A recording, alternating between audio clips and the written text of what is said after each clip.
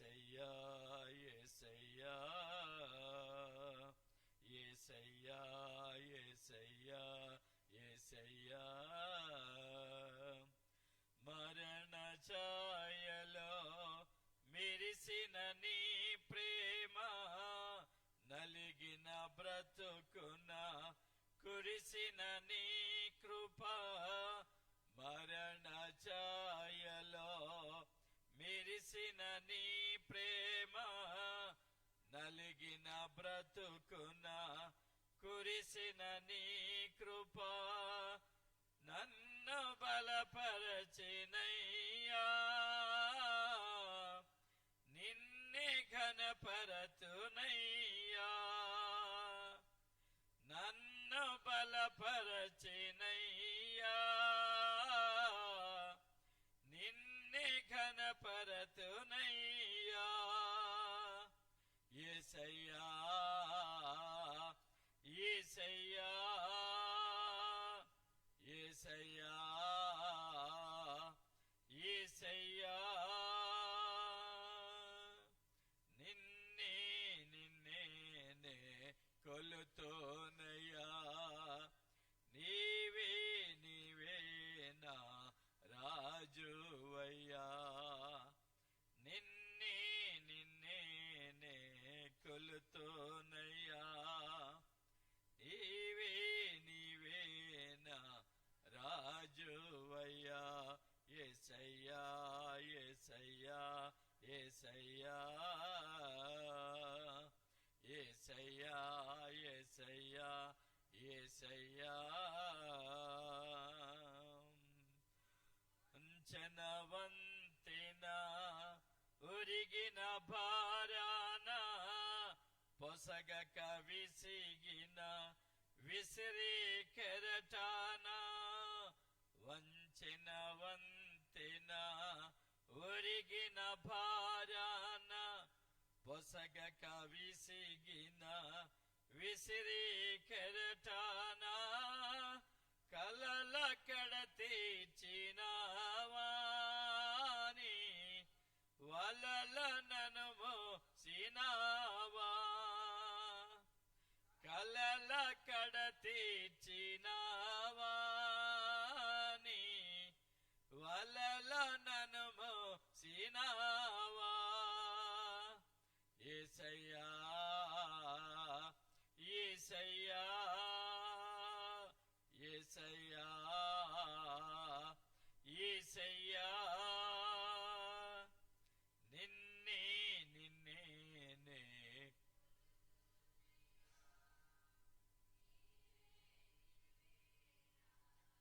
రాజువయ్యా నిన్నే నిన్నే కొలుతోనయ్యా నీవే నీవే నా రాజువయ్యా యేసయ్యా యేసయ్యా యేసయ్యా యేసయ్యా యేసయ్యా యేసయ్యా సమయంలో మన బ్రతుకు దినాలలో మనలను దేవుడు తన ఆత్మతో నింపాలని మనలో ఆయన ఆత్మను ప్రవహింప చేయాలని మన బ్రతుకు దినాలలో క్షేమకరమైన శ్రేష్టమైన ఆత్మీయ అనుభవాలతో నింపాలని చక్కటి పాట పాడదాం. 14వ పాట జీవనదిని నా హృదయములో ప్రవహింపజేయుమయ్యా.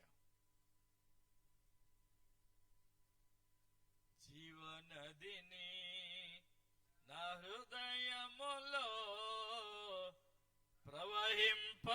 ప్రవహింపజేయుమయ్యా.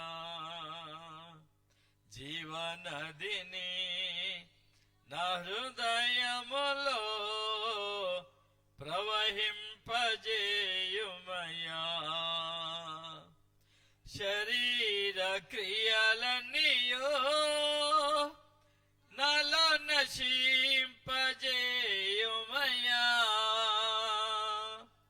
శరీర క్రియలన్నీయో నాలో నశింపజేయుమయ్యా.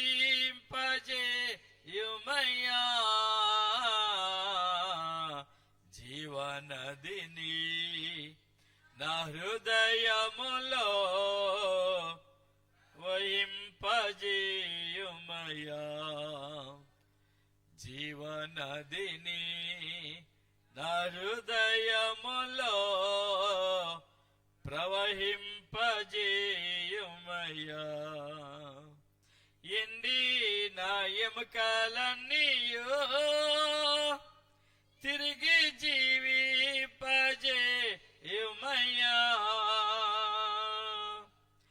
ఎండి నా ఎముకలన్నీయు తిరిగి జీవింపజేయుమయ్యా.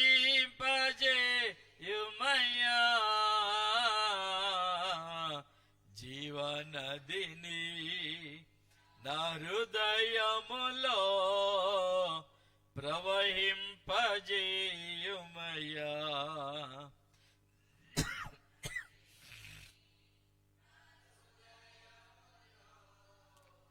ప్రవహింపజేయుమయ్యా.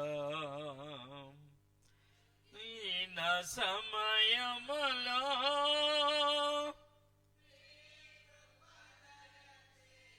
ఉమయ్యా. కృంగిన సమయములో నీ కృప దయచేయుమయ్యా. జీవనదిని నా హృదయములో వహింపజేయుమయ్యా.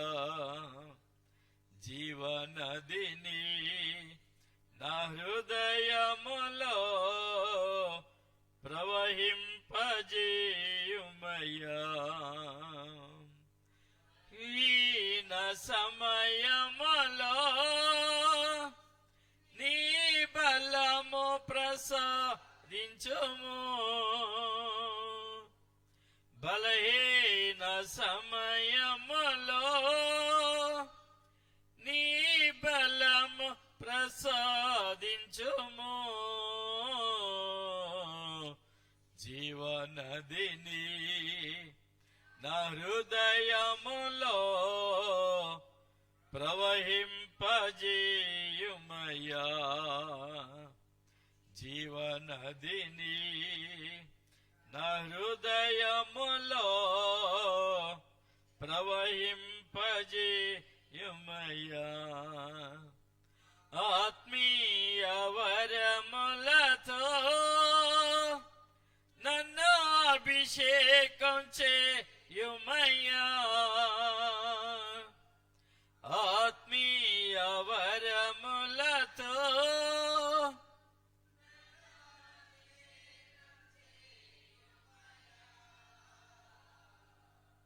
జీవనదిని హృదయములో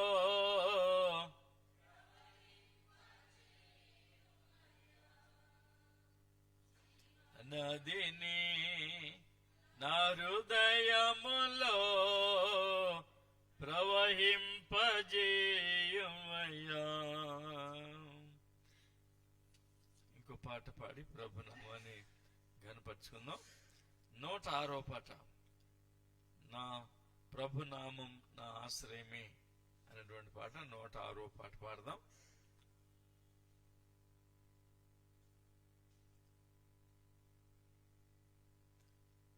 ప్రభునామం నా ఆశ్రయమే, ఆయనను స్తుతించెదను. ప్రభునామం నా ఆశ్రయమే, ఆయనను స్తుతించెదను. యెహోవా ఈరే అన్నిటినీ చూచుకొనును. యెహోవా ఈరే అన్నిటినీ చూచుకొనును. కొదువలేదు నాకు కొదువలేదు, కొదువలేదు నాకు కొదువలేదు. ప్రభునామం నా ఆశ్రయమే, ఆయనను స్తుతించెదను. ప్రభు నామం ఆశ్రయమే, ఆయనను స్తుతించెదను. యెహోవా రాఫా, స్వస్థతనిచ్చును. యెహోవా రాఫా, స్వస్థతనిచ్చును. భయము లేదు నాకు, భయము లేదు, భయము లేదు నాకు, భయము లేదు, భయము లేదు నాకు, భయము లేదు, భయము లేదు నాకు, భయము లేదు. ప్రభు నామం ఆశ్రయమే, ఆయనను స్తుతించెదను. ప్రభు నామం ఆశ్రయమే, ఆయనను స్తుతించెదను. యెహోవా షాలోమ్, శాంతినిచ్చును. యెహోవా షాలోమ్, శాంతినిచ్చును. శాంతిదాత నా శాంతిదాత, శాంతిదాత నా శాంతిదాత, శాంతిదాత నా శాంతిదాత, శాంతిదాత నా శాంతిదాత. ప్రభు నామం ఆశ్రయమే, ఆయనను స్తుతించెదను. ప్రభు నామం ఆశ్రయమే, ఆయనను స్తుతించెదను. యెహోవా నిస్సియే, ఎల్లప్పుడూ జయమిచ్చును. యెహోవా నిస్సియే, ఎల్లప్పుడూ జయమిచ్చును. జయమున్నది నాకు, జయమున్నది, జయమున్నది నాకు, జయమున్నది, జయమున్నది నాకు, జయమున్నది, జయమున్నది నాకు, జయమున్నది. ప్రభు నామం ఆశ్రయమే, ఆయనను స్తుతించెదను.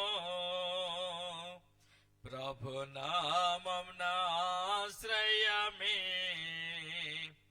ఆయనను స్తుతించెదను.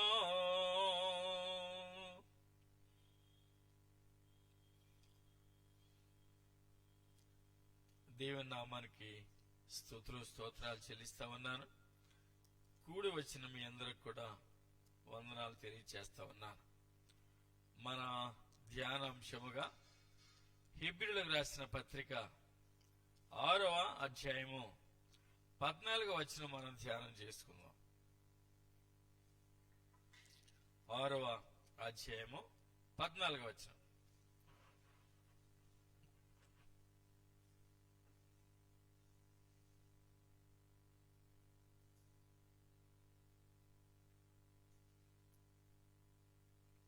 తన తోడు అని ప్రమాణము చేసి నిశ్చయముగా నేను నిన్ను ఆశీర్వదింతును, నిశ్చయముగా నిన్ను విస్తరింపచేయుదును అని చెప్పాను. ప్రార్థన చేసుకుందాం. ప్రేమ నమ్మకమైన మా పరలోకపు తండ్రి, మరొకసారి నీ పరిశుద్ధ పాదములకు స్తుతివందనాలు. మమ్మల్ని ఎంతగానో ప్రేమించావు, నీ సన్నిధి మాకిచ్చావు, ఆత్మానుసారమైన అనుభవాలతో మమ్మల్ని నింపుతూ ఉన్నావు. మా పక్షంగా ఎన్నో వాగ్దానాలు చేసి ఆ వాగ్దానాలు మాలో ఫలించినట్లుగా, నెరవేర్చబడినట్లుగా మీ కృపను మాకు తోడుగా ఉంచి మమ్మను నిత్యము నడిపిస్తున్నవాడా నీకు స్తోత్రాలు. ఈ ప్రత్యేక సమయంలో, ఈ రాత్రి వేళలలో మాతో మాట్లాడమని, నీ మాటలు మాకు వినిపింప చేయమని, మా హృదయాంతరంగాలలో ఆ వాక్య భాగాలు నిలిచినట్లు, మేము ఆశీర్వదించబడినట్లు మీ సహాయం మాకు దయచేయండి. మీరే మమ్మను బలపరిచి మీ కృపతో నింపి మహిమ, ఘనత, ప్రభావాలు పొందుకోమని త్వరలో మా కొరకు తిరిగి రాబోతున్న యేసుక్రీస్తు నామములో ప్రార్థించి వేడుకుంటున్నాము తండ్రి, ఆమేన్. ప్రియమైన వాళ్ళరా, దేవుడు ఆశీర్వదించే దేవుడు. దేవుడు మనలను అధికముగా విస్తరింపచేసే దేవుడు. మనలను ఎన్నడూ విడువక ఎడబాయక తన సత్యాన్ని మనకు అనుగ్రహింపచేస్తూ ఆత్మానుసారమైన కార్యాలు మనలో జరిగించేవాడుగా మనకున్నాడు. అందుకని తన తోడు అని ప్రమాణం చేసిన వాడు మనతో మాట్లాడుతున్నాడు. నేను నీతో ఉంటాను, నీలో ఉంటాను, నిన్ను జీవింపచేస్తాను అని ఏ ప్రభు అయితే మనకు వాగ్దానం చేశాడో, ఏ ప్రభు అయితే మనలను ధైర్యపరచువాడిగా, బలపరచువాడిగా ఉన్నాడో, ఆయన కార్యాలు మనలో జరిగిస్తూ ఉన్నాడు. కనుక ప్రియమైన వాళ్ళరా, ప్రమాణము చేసిన వాడు నమ్మదగినవాడు. ప్రమాణము చేసిన వాడు మాట నిలబెట్టుకునేవాడు. ప్రమాణము చేసిన వాడు మనలను ఎంతో ధైర్యపరుస్తున్నటువంటి వాడు.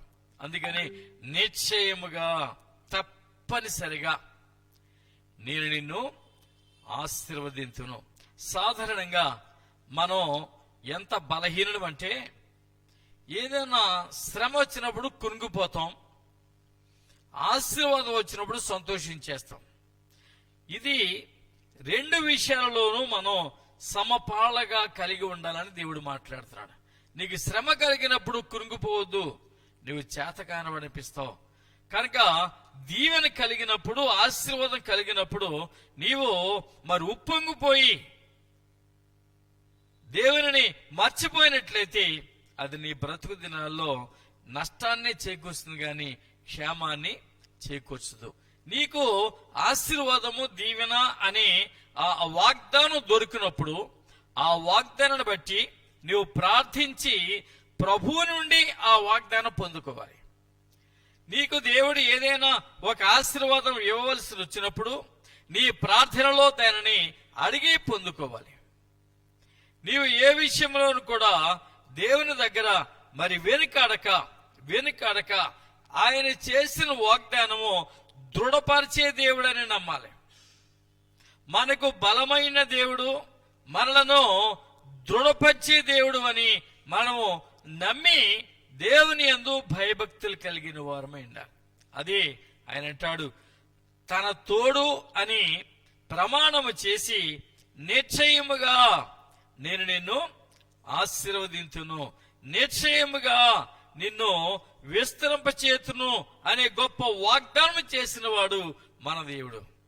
ఆ వాగ్దాన ఫలము మనం అనుభవించాలి. వాగ్దానం మనలో నెరవేర్చబడాలని ప్రార్థన చెయ్యాలి. నేను మీకు చెప్పాను ఇంతకు ముందే, జనవరి 1వ తారీఖున మన దేవుని దగ్గర నుంచి ఒక వాగ్దానం పొందుకున్నాం. బైబిల్లో ఎన్నో వాగ్దానాలు ఉన్నా ఈ సమయానికి, ఈ కాలానికి సరిపడే రీతిగా ఆ వాగ్దానం దేవుడు మనకిచ్చాడు. దానిని చదివి పక్కన పడేయకుండా అది నీ బ్రతుకు దినాలలో నెరవేర్చబడాలి అని ప్రార్థించాలి. ప్రభా, నీవు నాకు వాగ్దానం ఇచ్చావు, ఈ వాగ్దానం నాలో నెరవేర్చావు, దాని ఫలం నాకు దయచేయి. నేను ఫలభరితుడుగా ఉండడానికి వీలుగా నాలో ఆ వాగ్దానాన్ని నీవు నెరవేర్చి ప్రభా నీవు మహిమ పొందుకో అని మనం ప్రార్థిస్తూ దేవుని సన్నిధిలో మనం కనిపెట్టాలి. అలా మనం ప్రార్థించినప్పుడు దేవుడు మన బ్రతుకు దినాల్లో ఎప్పుడు క్షేమాన్నే ఉంచే దేవుడిగా మనకున్నాడు. మనం ఈ వాగ్దానం అనేది నమ్మాలి అని ప్రభు చెప్తున్నాడు. మీరు ఒక మాట గమనించండి. ఆదికాండంలో 15వ అధ్యాయము 6వ వచనాన్ని చూస్తే ఇక్కడ ఒక వాగ్దానం మనకు కనపడుతుంది. ఏంటంటే అబ్రహాముకి చెందిన వాగ్దానం. అబ్రహాము ఎన్నో శ్రమల గుండా ప్రయాణం చేసినా దేవుని వాగ్దానాన్ని సొంతం చేసుకున్నాడు. నిజానికి అబ్రహాముకు చేసిన వాగ్దానం నెరవేర్చబడడానికి 25 years దాదాపు పట్టింది. మనం 25 days కూడా ఆగలేం. అవును కదా? మరి ఇంత ఓర్పు, సహనము, నిరీక్షణ ఎవరు కలిగి ఉంటారో వారి బ్రతుకు దినాల్లో ఇటువంటి ఆశ్చర్యకరమైన, దీవెనకరమైన ఆశీర్వాదాలు దొరుకుతాయి. చూద్దాం. అతడు యెహోవాను నమ్మెను, ఆయన అది అతనికి నీతిగా ఎంచెను. నీతి కలిగిన వాడు అనే పేరు పొందుకున్నాడు. నిజానికి ప్రియమైన వాళ్ళరా, నమ్మకం అనేది చాలా ప్రాముఖ్యమైన విషయం. నువ్వు నమ్మితే దేవుని మహిమను చూస్తావు అన్నాడు. ఎక్కడ? మరియా మార్తలతో లాజరు మరణించిన సందర్భంలో నువ్వు నమ్మితే దేవుని మహిమను చూస్తావు. నీలో నమ్మకం లేనప్పుడు ఎంత ప్రార్థన చేసినా ఆ ప్రార్థన నెరవేర్చబడదు. ఇప్పుడు నేను ఒక మాట విన్నాను. 2 వ్యక్తులకి పడదంట. ఎదురింటోళ్ళకి, ఈ ఇంటోళ్ళకి, ఆ ఇంటోళ్ళకి ఎప్పుడు కొట్లాడుతూనే ఉంటారు. ఈవిడైతే చాలా ప్రార్థన పరురాలు. ఒక ఆవిడ రెగ్యులర్ గా ప్రార్థనకి వెళ్తుంది. సంఘంలో ఓ చక్కటి పేరు ప్రతిష్టలు సంపాదించింది. ప్రార్థనా పరురాలు అనేటువంటి నామధేయం కూడా అందరూ ఇచ్చారు. అయితే ఒకరోజు ఇరువురు మధ్య ఒక విధమైన ఘర్షణ జరిగింది. ఆ ఘర్షణ కొంచెం దూరం వెళ్ళింది. ఇకైతే మన విశ్వాసరాలు ఏం చేసిందంటే, ఆ ఎదురింటి ఆమె చెత్త తుడిచి ఈమె ఇంటి ముందు తుడిసిందంట. ఈమె రాత్రి ఉపవాస ప్రార్థనకు వచ్చి, ప్రార్థన వినే దేవా నీకు వందనాలు, నా ప్రార్థన విను, ప్రార్థనగా జవాబు ఇచ్చేవాడానికి స్తోత్రాలు, నా ప్రార్థన విను, నా ఎదురింటి ఆమె చెత్త అంతా తెచ్చి నా వాకిట్లో పోసింది, నేను ప్రార్థన చేసి ఆమె నేను లేచేటప్పటికి చెత్త తెలిపి ఆ ఇంట్లో పడిపోవాలి. ప్రార్థన, ఈ ప్రార్థన దేవుడు వింటాడా? ఇలాంటి ప్రార్థనలు కాదు దేవునికి రావాల్సింది. నీ హృదయాంతరంగంలో నుంచి ఏదైతే నీకు మేలుకరంగా ఉంటుందో, ఏదైతే నీకు దీవెనకరంగా ఉంటుందో, నీ ఆత్మీయ జీవితానికి ఏది అవసరమో, నీ కుటుంబ ఆశీర్వాదానికి ఏది ముఖ్యమో దాని విషయం ప్రార్థించాం. అదే అబ్రహాము నమ్మాడు. ఏమైనా నమ్మాడు? నా దేవుడు గొప్పవాడు, నాకు సంతానం ఇస్తానని నాకు వాగ్దానం చేశాడు, తప్పనిసరిగా ఇస్తాడు. 2 రోజులు ఆలస్యమైనా నా ప్రభు నాకు తప్పక నాకు ఇస్తాడు. ఎందుకంటే నిశ్చయముగా నేను నిన్ను ఆశీర్వదిస్తాను. ఆ దేవుని మాటలో తడబాటు ఉండదు. దేవుని మాటలో ఎటువంటి మార్పు ఉండదు. ఇస్తాను అంటాడంటే ఇస్తాడు, నిశ్చయముగా అంటే తప్పకే ఇస్తాడు. అందుకని అబ్రహాము నమ్మాడు, దైవ చిత్తాన్ని ఎరిగాడు. దేవునికి అది నీతిగా కనపడిందంట. అబ్రహాములో నీతి. ప్రియమైన వాళ్ళారా, మన జీవితాలలో మనం ప్రార్థనకు జవాబు పొందాలి, విజయాన్ని పొందాలి, అపవాది మీద జయం మనం పొందాలి, ఎప్పుడూ సంతోషకరమైనటువంటి మార్గాల్లోనే ప్రయాణం చేయాలి, నా బ్రతుకు నిండా సంతోషమే ఉండాలి అని ఆశించే వాళ్ళు ప్రభువుని నమ్మాలి. అబ్రహాము నమ్మాడు, దేవుడు దానిని నీతిగా ఎంచాడు. అలా మన జీవితాల్లో సమస్తము దేవుని చేత ఎంచబడితే మనకు ఆశీర్వాదం దొరుకుతుంది.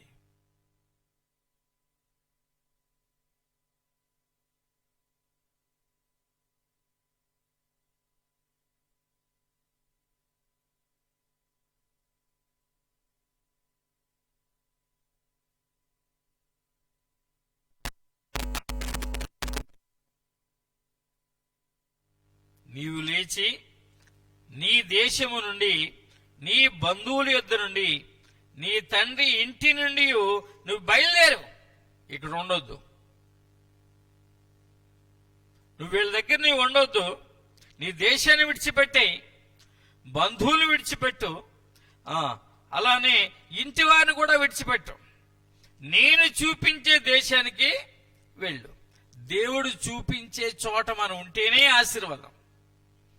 దేవుడు చెప్పిన మాట వింటేనే మనకు దీవెన.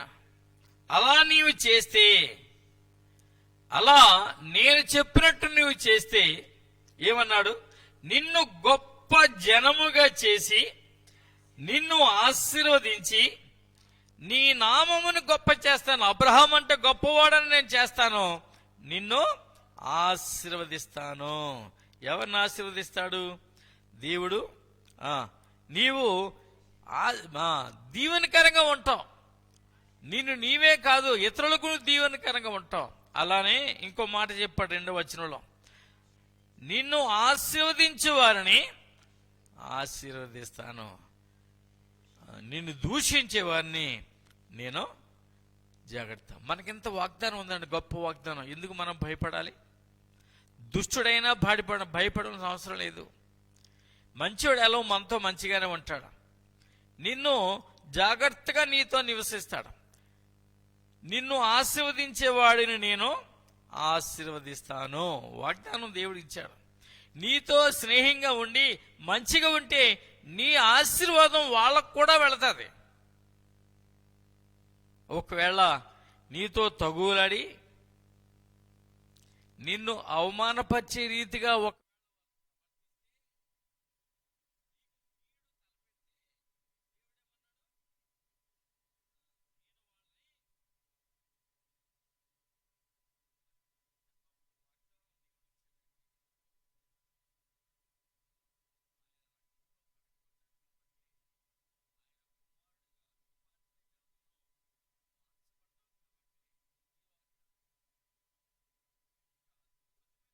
ఉన్నాయి. నిన్ను ముట్టినవాడు నా కనుపాపను ఎంత గొప్పని. ఇంతగా మనల్ని ప్రేమించే దేవుడు ఎప్పుడు మనతోనే ఉంటాడు. నీకు ఎటువంటి ఆందోళన చెందకుండా, నీవు ఏ రకముగానూ దేవునికి దూరం కాకుండా నిన్ను ప్రభు తన కృపతో నింపేవాడై ఉన్నాడు. అక్కడే ఒకవేళ మీరు 7వ వచనాన్ని చూస్తే చక్కటి యెహోవా అబ్రహామునకు ప్రత్యక్షమై,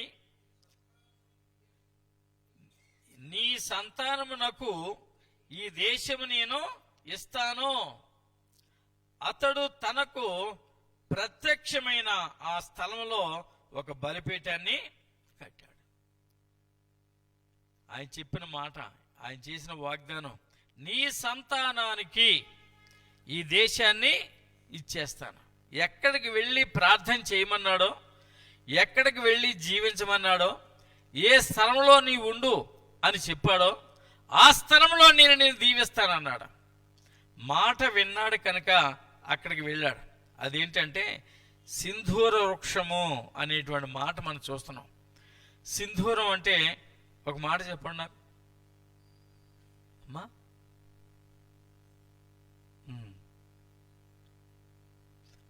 కొంతమంది స్త్రీలు పతివ్రతలు అని చెప్పుకోవడానికి ఇక్కడ కుంకుమ లాంటిది, అదే ఎర్రది సింధూరం పెడతారు.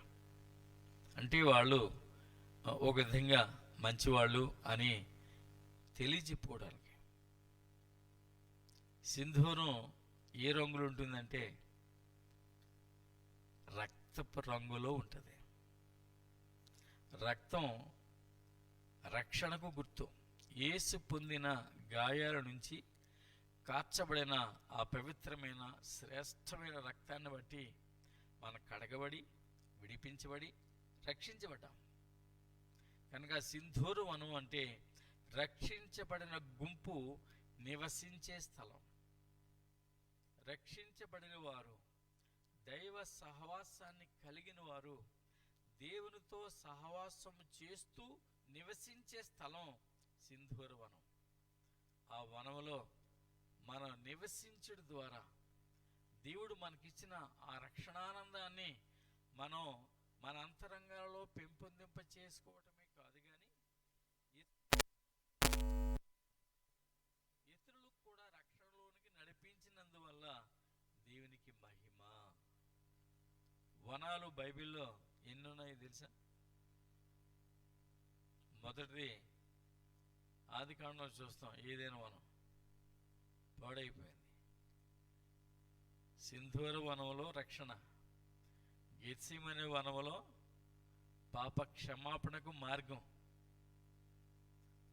ఆ తరువాత దేవుని సన్నిధిలో 12 పట్టణాలు, 12 నదులు, 12 కాలాలు, 12 పంటలు అని చెప్తున్నటువంటిది జీవనది ప్రవహించే వనం. ఇలా 4 వనాలు బైబిల్లో ఉన్నాయి. కాబట్టి వీటిని బట్టి మనం ఆత్మీయ బలాన్ని సంపాదించుకొని ఆ గుంపులో చేరినందువల్ల ఆ మహిమను మనం కూడా అనుభవించగలిగే వారమై ఉంటాం. కాబట్టి ప్రియమైన వాళ్ళరా, దేవుని మాటలు మనకి చక్కటి ఆనందాన్ని మనకు కలిగజేస్తాయి. అలానే మేలైన బ్రతుకును మనకిస్తాయి. 13వ వచనంలో చూడండి, నీ వలన నాకు మేలు కలుగునట్లును నిన్ను బట్టి నేను బ్రతుకున్నట్లును నీవు నా సహోదరుడు అని దయచేసి చెప్పు. బంధం, దేవుడు మనకి ఇటువంటి సహవాసం మనకిస్తూ ఉన్నాడు. ఇటువంటి అనుభవాలలో మనం ఉండటం దేవునికి ఇష్టం. అందుకే మనలను ఆయన పిల్లలు అన్నాడు. ఆ పిల్లలుగా మనం జీవించి దైవ ఆనందాన్ని, ఆశీర్వాదాన్ని అందుకొని మన బ్రతుకు దినాలు శ్రేష్టమైనవిగా మార్చుకోవడం ఆయనకి ఇష్టం. అందువలన ప్రియమైన వాళ్ళరా, తన తోడు అని ప్రమాణము చేసి నిశ్చయముగా నేను నిన్ను ఆశీర్వదిస్తాను అని వాగ్దానం చేసిన దేవుడు నమ్మదగిన వాడు. మనలను ఆశీర్వదిస్తూనే ఉంటాడు. ఏ విషయంలో నీకు దీవెన కావాలో, ఏ విషయంలో నీవు ఆశీర్వదించబడాలో, ఎక్కడ నీవు హెచ్చించబడాలో ఆ దేవుని సన్నిధిలో ప్రార్థిస్తే అన్నీ నీకు దీవెనలే, అన్నీ నీకు ఆశీర్వాదాలే. అలా మనం ఉంటే మన ధన్యులం. అలా మన జీవితాన్ని మలుచుకుంటే మన ఉత్తములం. అటువంటి దీవెన, ఆశీర్వాదం, కాపుదల దేవుడు మనందరికీ అనుగ్రహించినట్లు మనందరం కొద్ది సమయం ప్రార్థనలో గడుపుకుందాం. ప్రేరేపించబడిన వారు ప్రార్థించాలని మనం చేస్తున్నాం. రేపు జరిగే ఆరాధన విషయంలో బల్లక్రమం, మరి మనం దైవ సహవాసం బల్లక్రమం మనకుంది రేపటి ఆదివారం. కనుక ఈ విషయాలలో ప్రార్థించాలని మనం చేస్తున్నాను. ప్రార్థించండి.